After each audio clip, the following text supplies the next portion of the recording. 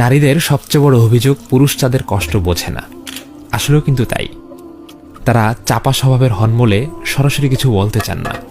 প্রায়ই দেখবেন তারা তাদের অভিমানের কথা ঘুরিয়ে পেঁচিয়ে বলছেন বা ইশারা ইঙ্গিতে বলছেন, কারণ তারা চান তাদের প্রিয় মানুষটা চোখের লালিমা দেখেই বুঝে যাক তিনি কান্না করেছেন, ফোলানো গাল দেখেই বুঝে নিক তার মন খারাপ, নীরবতা থেকেই বুঝে নিক তিনি কি বলতে চান।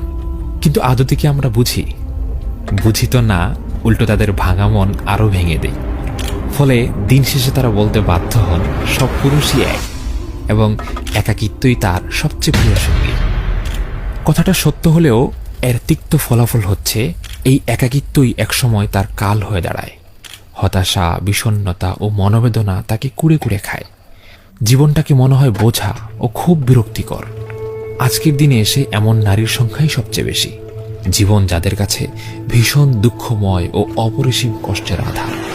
সন্দেহ করে স্বামী স্ত্রীর সম্পর্ক ভেঙে ফেলা আসল সমাধান নয়। আসল সমাধান হলো ধৈর্য এবং আল্লাহর উপর ভরসা। যদি আমরা ইসলামিক পদ্ধতিতে ধৈর্য ধারণ করতে পারি, তবে মুমিন হিসাবে সম্পর্কের বিপর্যয় থেকেও আমরা ফিরে আসতে পারব। আর তখনই সম্পর্ক হবে মজবুত